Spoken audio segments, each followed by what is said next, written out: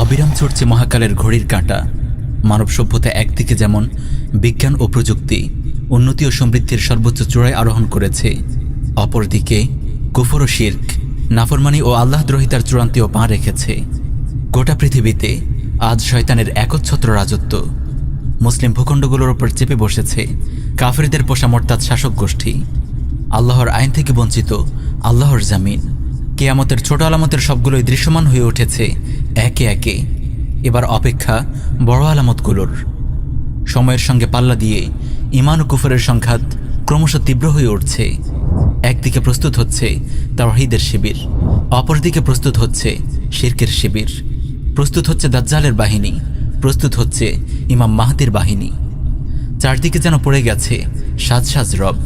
গোটা পৃথিবী যেন রুদ্ধশ্বাসে অপেক্ষা করছে কখন কিভাবে শুরু হয় বিশ্বজগতের শেষের শুরুটা। শেষ জামানার হক বাতিলের চূড়ান্ত সংঘাতে এই মহাযুদ্ধের অন্যতম কেন্দ্রভূমি হল খোরাসান। আর এই খোরাসানের হৃদয় হল সাম্রাজ্যবাদের গোরস্থান খ্যাত বর্তমান আফগানিস্তান।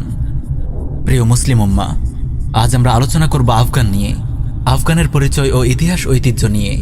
কথা বলবো আফগানের জানবাজ মুজাহিদদের শতাব্দীকালব্যাপী সাম্রাজ্যবাদ বিরোধী জিহাদ নিয়ে। হাদিসের আলোকে আলোচনা করব একবিংশ শতাব্দীতে আফগানের চলমান জিহাদের অবস্থা, ফলাফল ও ভবিষ্যৎ নিয়ে। সেই সঙ্গে আফগানের ইতিহাসের আলোকে পৃথিবীর অন্যতম মুসলিম ভূখণ্ড বাংলাদেশের চলমান পরিস্থিতি ও ভবিষ্যৎ নিয়েও পর্যালোচনা করব। ওয়ামা তৌফিক ইল্লা বিল্লাহ।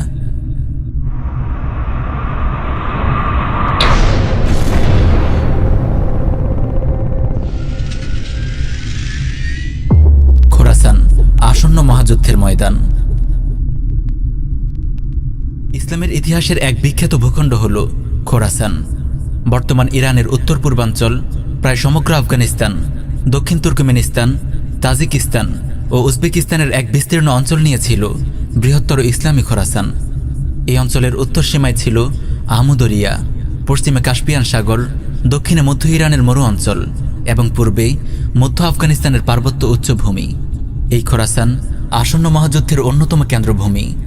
এই মহাযুদ্ধে মুসলিমদের নেতৃত্ব দেবেন ইমাম মাহদী আলাইহিসসালাম, আর কুফার বিশ্বের নেতৃত্বে থাকবে পাপিষ্ঠ দাজ্জাল।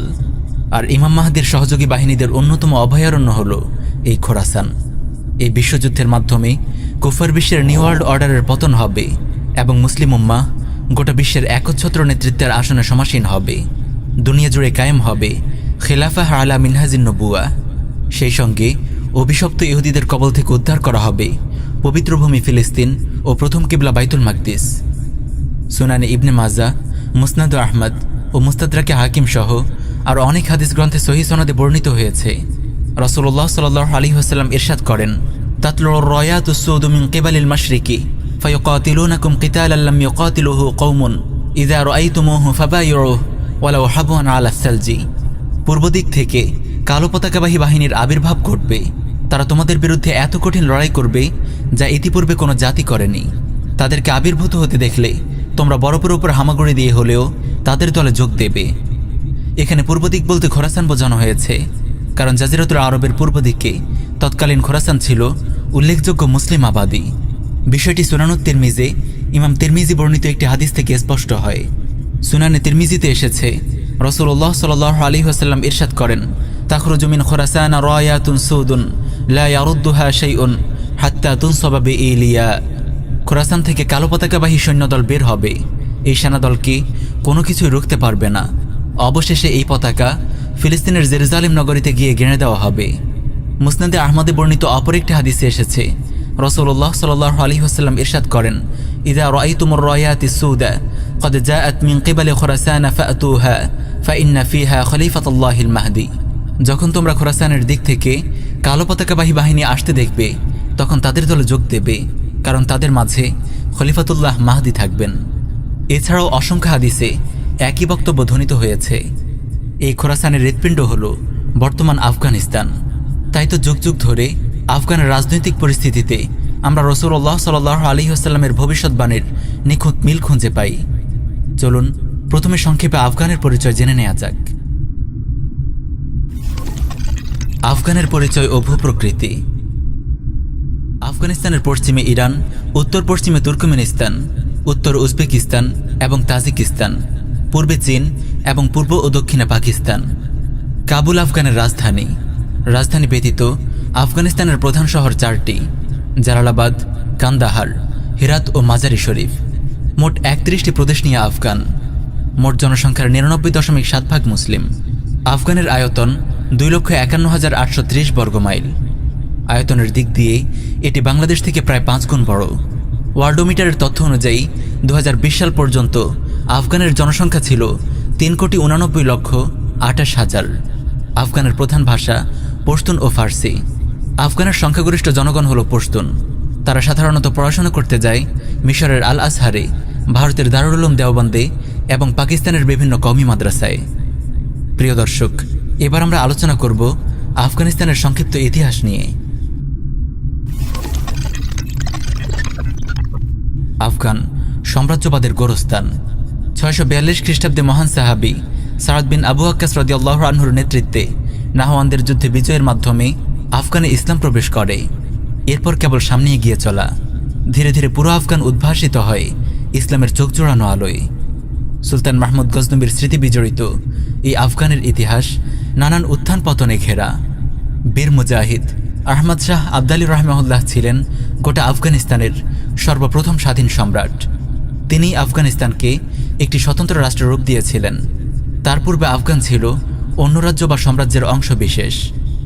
1761 সালে শাহ ওয়ালিউল্লাহ মুহাদ্দিস দেহলভী রাহিমাহুল্লাহর আহ্বানে তিনি পানিপথের তৃতীয় যুদ্ধে মারাঠা শক্তির বিরুদ্ধে এক মোবারক জিহাদে অবতীর্ণ হন। এই অসম যুদ্ধে তিনি মুসলিমদের অস্তিত্বের জন্য হুমকি হয়ে ওঠা মুশরিক মারাঠা বাহিনীকে ছিন্নভিন্ন করে দেন। মারাঠারা চেয়েছিল ভারতের মুসলিম মুঘল সাম্রাজ্যের পতন ঘটিয়ে ভারত জুড়ে অখণ্ড হিন্দু রাজ্য প্রতিষ্ঠা করতে। কিন্তু আফগান বীর মুজাহিদ আহমদ শাহ আবদালী জিহাদ ফি সাবিলিল্লাহর মাধ্যমে মুশরিকদের এই স্বপ্ন ধূলিসাৎ করে দেন। প্রিয় উম্মাহ, ইতিহাস পুনরাবৃত্ত হয়। আজ আপনারা দেখছেন মারাঠাদের প্রেতাত্মা ভারতের হিন্দুত্ববাদী শক্তি আজ আবার অখণ্ড হিন্দু রাজ্য প্রতিষ্ঠার প্রস্তুতি নিচ্ছে। ভারতের রাষ্ট্রীয় মুশরিক বাহিনী এবং আরএসএস আর বাংলাদেশের হিন্দুত্ববাদী সরকার ইসকন ও হিন্দু মহাজোট সর্বশক্তি নিয়ে এগিয়ে যাচ্ছে উপমহাদেশের মাটি থেকে ইসলাম ও মুসলিমদেরকে নিশ্চিহ্ন করে দেওয়ার ঘৃণ্য পরিকল্পনা নিয়ে। এই সর্বনাশা বিপর্যয়কে রুখতে হলে বীর মুজাহিদ আহমদ শাহ আবদালীর মুজাহিদ বাহিনীর মতো মুসলিম উম্মাহকে আবারও জেগে উঠতে হবে জিহাদ ফি সাবিলিল্লাহর ঝান্ডা হাতে। প্রিয় দেশবাসী, জাতির জীবনে কখনো এমন সময় আসে যখন দিনের অন্য সব মেহনত ছাপিয়ে দাওয়াহ ইরদাদ ও জিহাদ ফি সাবিলিল্লাহর গুরুত্ব বড় হয়ে ওঠে। শাহ ওয়ালিউল্লাহ মুহাদ্দিস দেহলভী রাহিমাহুল্লাহ যখনই উম্মাহর এই অবস্থা দেখেছিলেন তখনই তিনি জিহাদের অনিবার্যতার কথা বুঝতে পেরেছিলেন। তাই তো তিনি সঙ্গে সঙ্গে জিহাদি তৎপরতা শুরু করে দিয়েছিলেন। মুসলিম উম্মাহকে দাওয়াহ ইরদাদ ও জিহাদের পথে আহ্বান করেছিলেন। আহমদ শাহ আবদালীকে হিন্দুত্ববাদী মারাঠা শক্তির বিরুদ্ধে জিহাদের ময়দানে অবতীর্ণ হওয়ার আহ্বান জানিয়েছিলেন। আজ সেই হিন্দুত্ববাদীরা আবারও সংগঠিত হয়েছে। অখণ্ড ভারত প্রতিষ্ঠার সেই নাপাক উদ্যোগ আবার শুরু হয়েছে। আবারও তারা এই উম্মাহকে গিলে খাওয়ার জন্য তাদের কালো থাবা বিস্তার করেছে। এখন সময়ের সবচেয়ে গুরুত্বপূর্ণ প্রশ্ন হল, শাহ ওয়ালিউল্লাহর সন্তানদের দায়িত্ব এখন কি হবে? প্রিয় দর্শক, চলুন আমরা আফগানের ইতিহাস প্রসঙ্গে ফিরে আসি। বীর মুজাহিদ আহমদ শাহ আবদালী রাহিমাহুল্লাহের বংশধররা সাদোজাই নামে পরিচিত ছিল। এই আবদালী বংশ 1747 সাল থেকে 1818 সাল পর্যন্ত মোট 71 বছর আফগান শাসন করে। আবদালী সাজোদাই বংশের পর আফগানের শাসন ক্ষমতা চলে যায় বারাকজাই গোত্রের হাতে। আবদালী বংশের হাতে শাসন ক্ষমতা থাকাকালে আফগান স্বাধীন ও সার্বভৌম রাষ্ট্র ছিল। কিন্তু বারাকজাই গোত্রের হাতে ক্ষমতা আসার পর তারা ব্রিটিশ কুফফার গোষ্ঠীর প্রতি আনুগত্য প্রকাশ করতে শুরু করে। তাদের শাসনামলে ব্রিটিশ ও রাশিয়া উভয়েই আফগানে প্রভাব বিস্তারের চেষ্টা করে। আফগানে ব্রিটিশ প্রভাব প্রতিষ্ঠা ও সাম্রাজ্য বিস্তারের লক্ষ্যে ব্রিটিশ কুফফার গোষ্ঠী একাধিকবার আফগান আক্রমণ করে।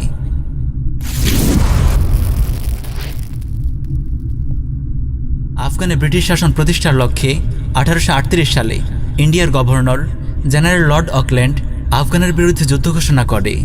1839 সালে তারা কাবুল দখল করে নেয়। কিন্তু সাম্রাজ্যবাদী কুফার ব্রিটিশের এই আক্রমণ তাদের শতাব্দীর সবচেয়ে বড় সামরিক বিপর্যয়ের কারণ হয়। আফগান মুজাহিদদের হাতে একে একে নিহত হয় কমান্ডার আলেকজান্ডার বার্নাস ও সেনাপতি উইলিয়াম ম্যাকনাক্টেন সহ অসংখ্য উচ্চপদস্থ সেনা অফিসার। 1842 সালে কাবুল থেকে পালানোর পথে ব্রিটিশ সেনাবহরের ওপর হামলে পড়ে মুজাহিদ বাহিনী। কুফার ব্রিটিশ বাহিনীর 16,500 সৈন্যের প্রায় সবাই নিহত হয়। মাত্র একজন ব্রিটিশ কোনো ক্রমে যান নিয়ে জালালাবাদ ঘাঁটিতে ফিরতে সক্ষম হয়। সেই ভাগ্যবান সৈনিকটির নাম উইলিয়াম ব্রাইডন।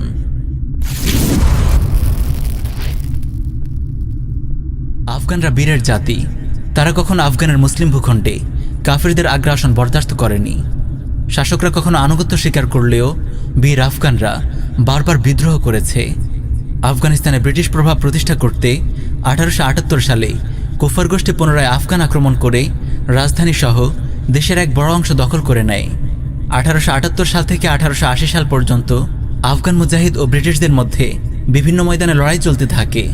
3রা সেপ্টেম্বর 1879 সালে বিদ্রোহী আফগানরা ব্রিটিশ দূতাবাসে আক্রমণ করে রাষ্ট্রদূত সহ 130 জনকে হত্যা করে।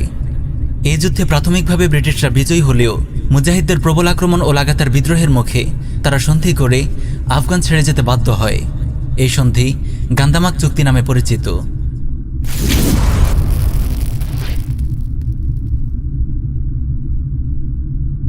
1919 সালে আফগানের ক্ষমতা দখল করে আমির আমানুল্লাহ খান। তিনি ব্রিটিশের সঙ্গে করা গান্দামাক চুক্তি ভঙ্গ করে আফগানের পূর্ণ স্বাধীনতা ও সার্বভৌমত্ব দাবি করে এবং ব্রিটিশ সরকারের বিরুদ্ধে যুদ্ধ ঘোষণা করে। 1919 সালে আফগান বাহিনী ব্রিটিশ ইন্ডিয়ায় আক্রমণ করে। একটি যুদ্ধবিরতি চুক্তির মাধ্যমে এই যুদ্ধ শেষ হয়। এই যুদ্ধের মাধ্যমে আফগানরা একটি স্বাধীন জাতি হিসেবে স্বীকৃতি লাভ করে।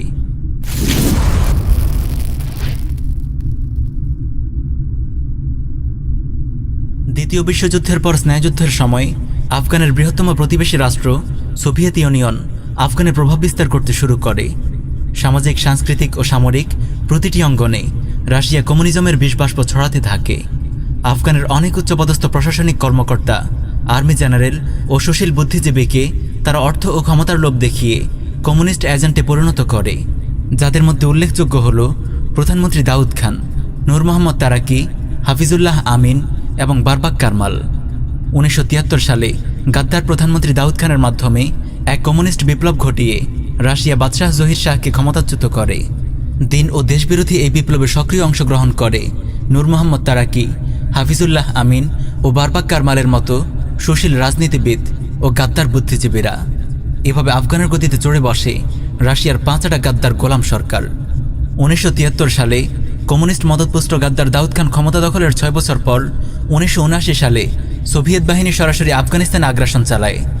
দেশবিরোধী ক্ষমতালোভী গাদ্দার দাউদ খানকে ক্ষমতায় আনার অনেক পূর্ব থেকে সোভিয়েত কমিউনিস্টরা আফগানের রাষ্ট্র ও সমাজ কাঠামোতে আরও খুলে বললে সরকার, প্রশাসন, সেনাবাহিনী ও বুদ্ধিজীবী মহলে বিপুল পরিমাণ রাষ্ট্র ও দিনবিরোধী গাদ্দার এবং মির্জাফর তৈরি করে রাখে।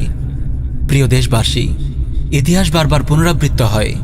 সোভিয়েত আগ্রাসন পূর্ববর্তী সময়ে আফগান কমিউনিস্টরা যে পরিস্থিতি সৃষ্টি করেছিল, ঠিক একই পরিস্থিতি আজ আপনারা দেখতে পাচ্ছেন বাংলাদেশে। ভারতের হিন্দুত্ববাদী মালাউন মুশরিকরা গাদ্দার দাউদ খানের মতো বাংলাদেশে ক্ষমতায় বসায় বিশ্বাসঘাতক আওয়ামী সরকারকে।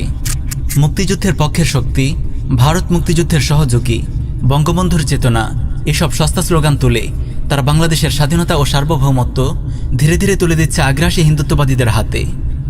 দেশের পরিস্থিতির দিকে তাকালে আপনারা পরিষ্কার বুঝতে পারবেন, সামরিক আগ্রাসনের পূর্বে কমিউনিস্ট সোভিয়েত যেভাবে আফগানের রাষ্ট্র ও সমাজ কাঠামোতে অসংখ্য মির্জাফর তৈরি করেছিল, ঠিক তেমনি হিন্দুত্ববাদী ভারতও বাংলাদেশের সরকার, প্রশাসন, সেনাবাহিনী, মিডিয়া ও বুদ্ধিজীবী মহলে দেশের মাটি ও মানুষের সঙ্গে বিশ্বাসঘাতকতাকারী অসংখ্য গাদ্দার তৈরি করেছে।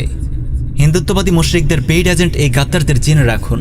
যুদ্ধের চেতনা, মুক্তিযুদ্ধের চেতনা, স্বাধীনতার মূল চেতনা, এই মুক্তিযুদ্ধের চেতনা, মুক্তিযুদ্ধের চেতনা, এই মুক্তিযুদ্ধের যে চেতনা। কিন্তু মুক্তিযুদ্ধের চেতনা জিনিসটা কি?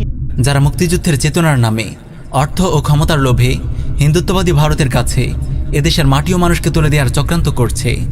বাংলাদেশে হিন্দুত্ববাদী শক্তির উগ্র অভ্যুত্থান এবং মুক্তিযুদ্ধের গালভরা স্লোগান তোলা মির্জাফরদের দিনবিধ্বংসী ও দেশবিরোধী চক্রান্ত নিয়ে আমরা ইনশাআল্লাহ আলাদা ডকুমেন্টারিতে আলোচনা করব।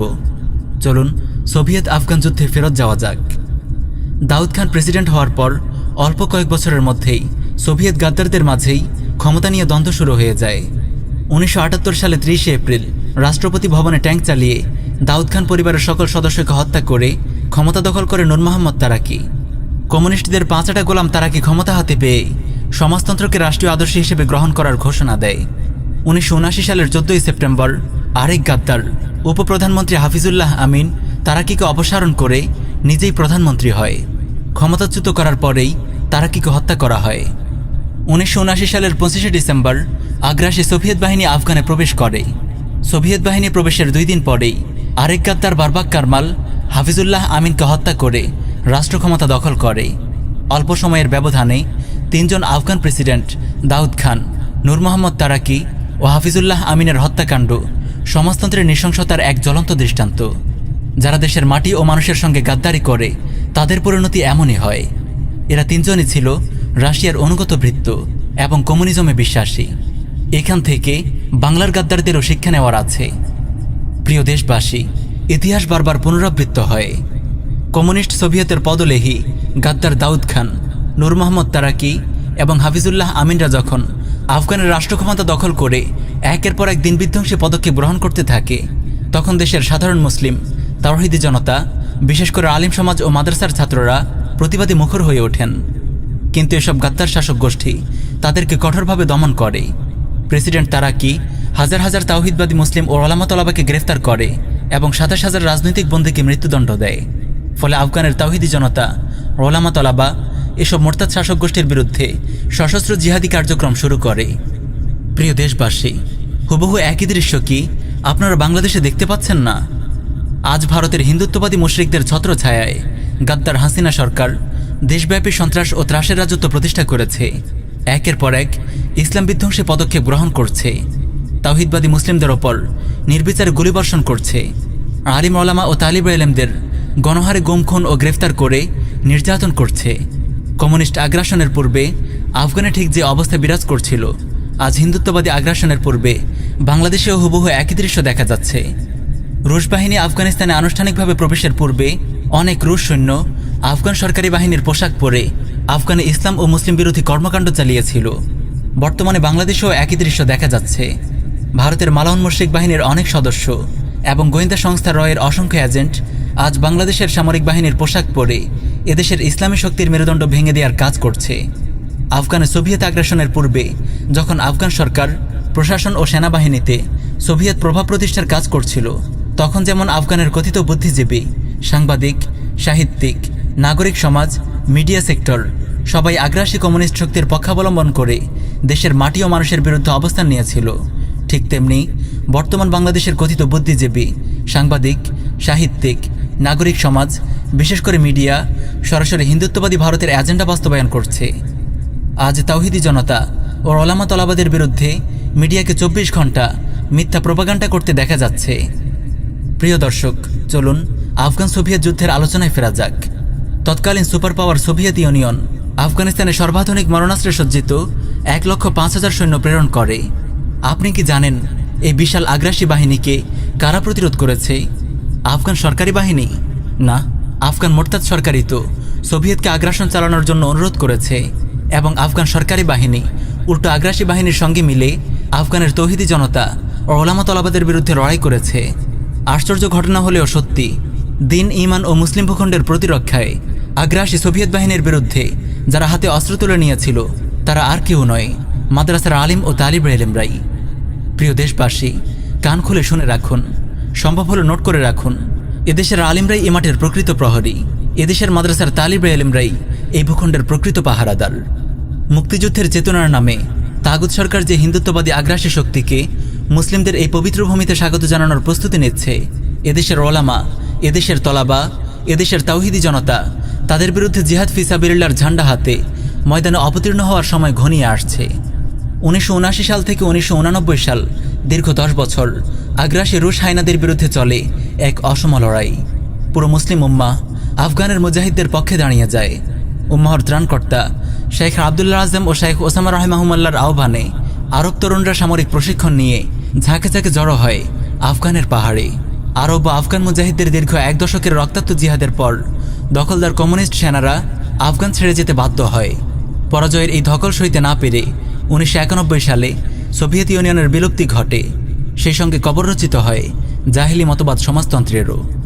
খেলাফতের পতনের মাত্র 50 বছরের মাথায় আরব আফগান মুজাহিদদের এমন প্রবল উত্থানে গোটা উম্মাহ যেন নতুন করে প্রাণ ফিরে পায়।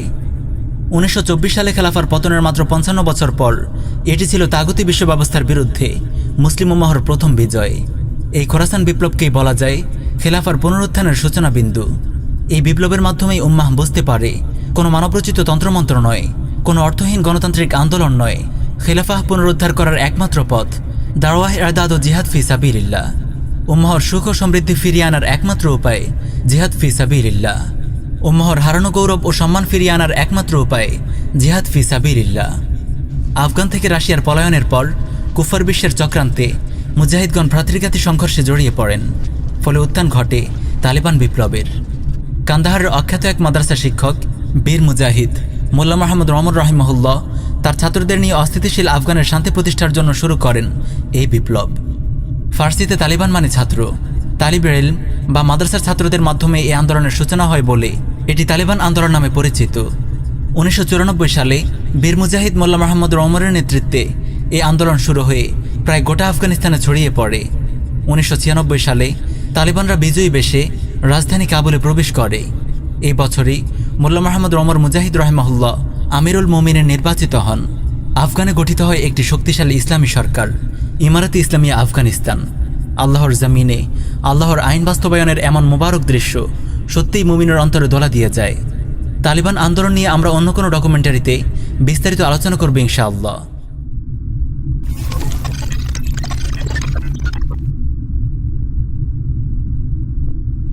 কথিত সুপার পাওয়ার সোভিয়েত ইউনিয়নের পতনের পর 90-এর দশকে ইসলামী খেলাফার স্বপ্নদ্রষ্টা মুজাহিদ নেতৃবৃন্দ নতুন উদ্যমে ঝাঁপিয়ে পড়ে ইরদাদ ও জিহাদের এক নতুন ময়দানে। খেলাফাহ পুনরুদ্ধারের লক্ষ্যে তারা এক দীর্ঘমেয়াদী পরিকল্পনা গ্রহণ করে। কিভাবে জাতিসংঘ কেন্দ্রিক তাগুতি বিশ্ব ব্যবস্থাকে গুঁড়িয়ে চুরমার করে তার ধ্বংসাবশেষের ওপর ইসলামী খেলাফার নিশান ওড়ানো যায়। সোভিয়েত ইউনিয়নের পর নতুন সুপার পাওয়ার হিসেবে আবির্ভূত হয় কুফরি গণতন্ত্রের ধ্বজাধারী মার্কিন যুক্তরাষ্ট্র। তাই উম্মাহর জিন্দাদিল মুজাহিদরা সাপের মাথা মার্কিন যুক্তরাষ্ট্রকেই টার্গেট করে। 9/11-এর মোবারক হামলার মাধ্যমে তারা জড়িয়ে পড়ে খেলাফাহ প্রতিষ্ঠার এক অসম লড়াইয়ে। আল্লাহর কতিপয় জানবাজ সৈনিকদের এই দুর্বার অভিযান তাগুতি বিশ্ব ব্যবস্থার মর্মমূল পর্যন্ত কাঁপিয়ে তোলে। এই হামলার মাধ্যমে সাপের মাথা মার্কিন যুক্তরাষ্ট্রকে তার নিরাপদ অবস্থান থেকে বের করে টেনে আনা হয় আফগানের পাহাড়ে, আফ্রিকার মরুতে এবং মধ্যপ্রাচ্যের জোড়াবালিতে। মুজাহিদের পছন্দ অনুযায়ী ভূমিতে যুদ্ধ করতে বাধ্য করা হয় তাকে। 9/11-এর মোবারক হামলার জবাবে 2001 সালের 7 অক্টোবর আমেরিকা ও ব্রিটেন আফগান আক্রমণ করে। এরপর শুরু হয় এক অসম লড়াই। 2003 সালে ন্যাটো জোটের 50টি রাষ্ট্র 1,30,000 সৈন্য নিয়ে আফগানে প্রবেশ করে। তালেবান মুজাহিদরা জড়িয়ে পড়ে এক দীর্ঘমেয়াদী জিহাদে। প্রিয় দর্শক, চিন্তা করে দেখুন, সংখ্যায় অতি অল্প, শক্তিতে দুর্বল ও প্রায় নিরস্ত্র তালেবান মুজাহিদদের গোটা কুফার বিশ্বের বিরুদ্ধে এই লড়াই নিঃসন্দেহে বদরের জিহাদেরই একটি বাস্তব নমুনা। মাত্র 60,000 তালেবান মুজাহিদ লড়েছে গোটা সাম্রাজ্যবাদী শক্তির বিরুদ্ধে। কুফার জোট শুরুতে এটিকে খুব সহজ যুদ্ধ ভাবলেও সময়ের সঙ্গে তারা বুঝতে পেরেছে তালেবান মুজাহিদদের বিরুদ্ধে জয়লাভ দিবাস্বপ্ন বই কিছুই নয়। 2001 সাল থেকে 2020 প্রায় 2 দশকের এই লড়াই যুক্তরাষ্ট্রের ইতিহাসের সবচেয়ে দীর্ঘস্থায়ী যুদ্ধ। কিন্তু এই যুদ্ধের ফলাফল কি? পাজুক আফগান নিউজ নামের একটি সংবাদ সংস্থা 2020 সালের 3 নভেম্বর থেকে 2021 সালের 3 ফেব্রুয়ারি পর্যন্ত 4 মাসব্যাপী একটি জরিপ পরিচালনা করে। এই জরিপের ফলাফলে দেখা যায় বর্তমানে আফগানিস্তানের শতকরা 52% অঞ্চল সম্পূর্ণ তালেবান নিয়ন্ত্রণাধীন, যেখানে তারা ইসলামী শরিয়াহ কায়েম করেছে, আর বাকি অঞ্চল হয় তাগুত সরকার নিয়ন্ত্রিত অথবা সেখানে জিহাদ চলছে। এটি তো তাগুত সরকার প্রভাবিত নিউজ এজেন্সির জরিপ। বর্তমানে তালেবান মুজাহিদগণ বিজয়ের যে পর্যায়ে আছে, এতে অনায়াসে বলা যায় আফগানের শতকরা 80% অঞ্চল তালেবান নিয়ন্ত্রণাধীন, অন্তত তালেবান প্রভাবিত। এই দীর্ঘ লড়াইয়ে ক্লান্তশ্রান্ত কুফফার জোট তালেবান মুজাহিদদের সঙ্গে সন্ধি করে পালানোর রাস্তা খুঁজছে বেশ কয়েক বছর ধরে। অবশেষে 2020 সালের 29 ফেব্রুয়ারি কাতারের রাজধানী দোহায় মার্কিন প্রেসিডেন্ট ডোনাল্ড ট্রাম্প তালেবান মুজাহিদদের সঙ্গে একটি লজ্জাজনক চুক্তি সম্পন্ন করে। চুক্তি অনুযায়ী পরবর্তী 24 মাসের মধ্যে আমেরিকা ও ন্যাটো জোট আফগান থেকে তাদের সকল সৈন্য প্রত্যাহার করবে।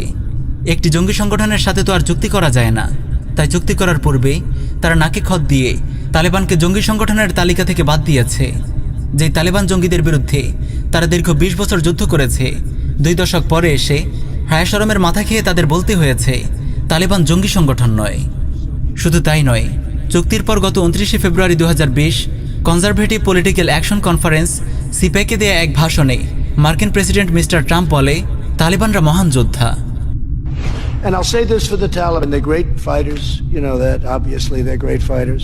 All you have to do is ask the Soviet Union, are they great fighters? They are great fighters. সুবহানাল্লাহ। জিহাদ যুগে যুগে এভাবেই মুসলিম উম্মাহকে সম্মানিত করেছে এবং কাফেরদেরকে লাঞ্ছিত ও অপদস্থ করেছে। 1 মার্চ 2020 সালে বিবিসি প্রকাশিত একটি রিপোর্টে এসেছে, ব্রাউন ইউনিভার্সিটির একদল গবেষক কস্ট অব ওয়ার প্রজেক্ট নামক একটি গবেষণা প্রতিবেদন প্রকাশ করে। এই প্রতিবেদনে বলা হয়, আফগান যুদ্ধে ব্যয়ের যে সরকারি হিসেব দেখানো হয়েছে তা যথেষ্ট কম। প্রকৃত যুদ্ধ ব্যয় প্রায় 2 ট্রিলিয়ন বা 2 লক্ষ কোটি ডলার।